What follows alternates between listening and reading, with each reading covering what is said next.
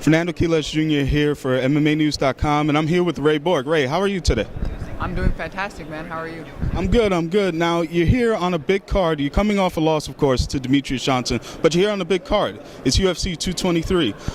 What do you think about being here in Brooklyn, New York, and competing against a very formidable opponent in Brandon Moreno? It's great, man. It's a good style matchup coming off of the fight with DJ. I think we're very well prepared for this. You know, we've had an extra 2 months than when it was originally scheduled, so it's pretty cool to see new places, be in Brooklyn, find a new arena, but at the end of the day, it's the same thing, still fight. Now, you say it's still a fight. I'm always curious as to, certain fighters have different answers to this.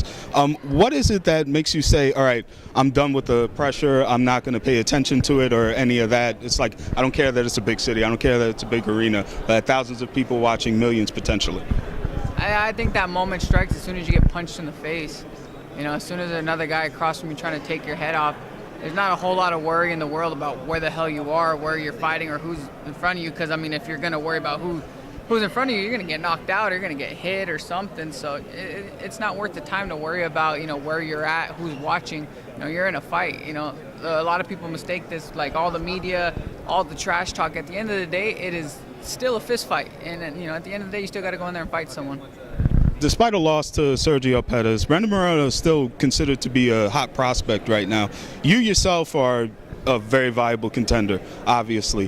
What challenges do you think he may present? Skill set wise, I truly feel like I'm better than him in any department, really. You can name a single department that he's good at, and I'm better. So I think the only thing he brings is he just surprises people. He's just sneaky. One moment people let him off the hook because they think that, oh, this kid's not that good, I'm just dominating him. So, they let him off the hook for a quick second, then, he surprises you with the head kick or submission or whatever it is. But that's not my type of fighting, and I don't let off the pressure at all. So, I feel like I'm better than him everywhere.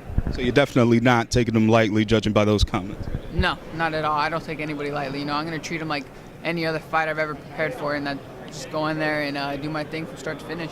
I know fighters usually don't like looking into the future, right? But with a victory, where do you think that puts you? Do you kind of stay in the same spot, or do you think that maybe elevates you to maybe, a higher fight, maybe a Henry Cejudo, something like that?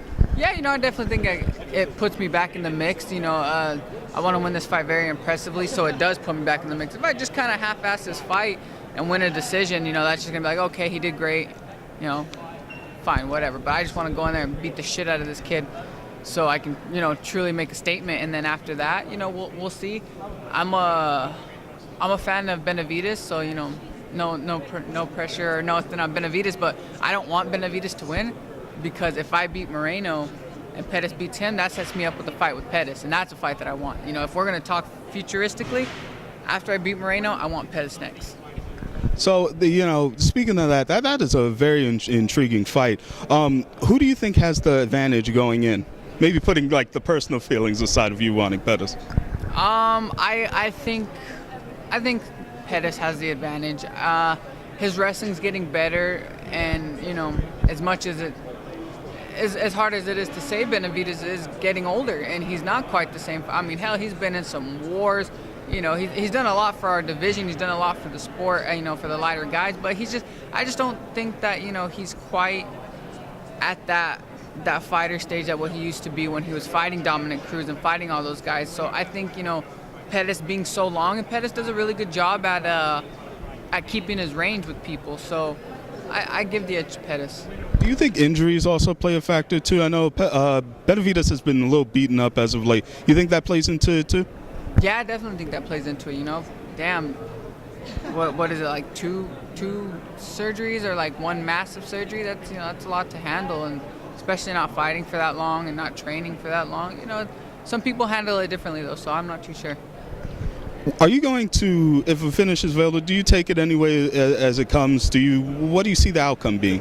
Yeah, I take it wherever it comes. If I hit him with the right hand and he's wobble, I'm not gonna take him down. I'm gonna finish knocking him out. I'm going to finish my handiwork. If I have him on the ground and I'm beating the shit out of him and a submission opens up, I'm going to take that submission. I'm trying to get in there, collect my check, and get out as quick as I can. And obviously you would like that check to include a bonus, wouldn't you? Yeah, I hit 2 bonuses in my career. I want to get back on that bonus train. It's a nice train to be on. Thank you so much for your time. I really appreciate it.